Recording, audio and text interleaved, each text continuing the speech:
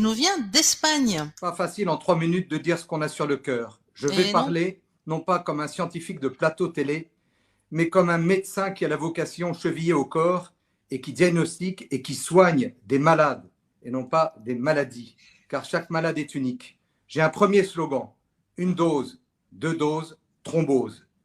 Beaucoup d'adultes et de personnes âgées ont vu leur mémoire décliner après la 2e injection expérimentale qu'on leur a infligée.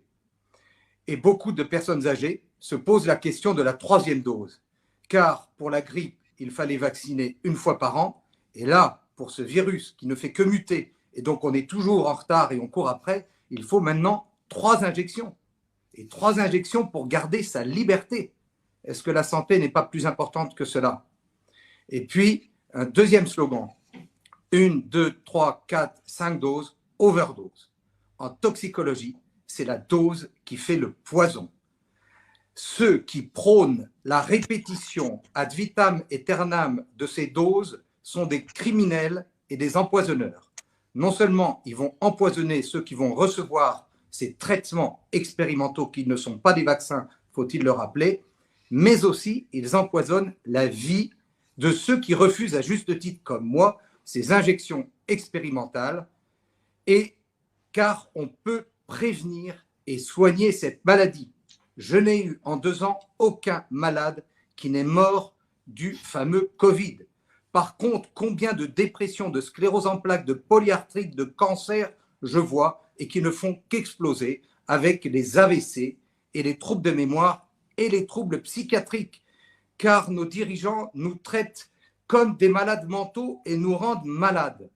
Donc, j'ai un vrai slogan ensuite pour les parents. Parents, vos enfants ne sont pas des cobayes. Défendez vos enfants. Car si l'on peut comprendre que l'on injecte à des adultes une substance expérimentale qu'ils acceptent, peut-on laisser infliger à nos enfants des injections expérimentales alors qu'ils n'ont aucun risque de mourir de cette maladie? Et je défends ici l'honneur de la médecine et les enfants, car parents, ce n'est pas à l'État de s'occuper de la santé de vos enfants. C'est à vous de protéger vos enfants des incursions de l'État dans la santé de vos enfants.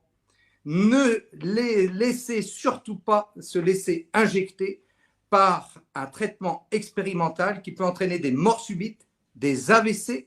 On voit maintenant des publicités promues par l'État disant que les AVC peuvent toucher les enfants. Ils se préparent. Donc, gardons la raison, défendons nos enfants, défendons l'honneur de la médecine. Et je remercie Cécile pour cette magnifique émission, ce Doctoton, qui permet à des médecins comme moi et d'autres, libres, et qui sont en train de changer, car de plus en plus de médecins sont en train de changer, de nous rejoindre. Merci Cécile. Merci beaucoup. N'ayez pas peur.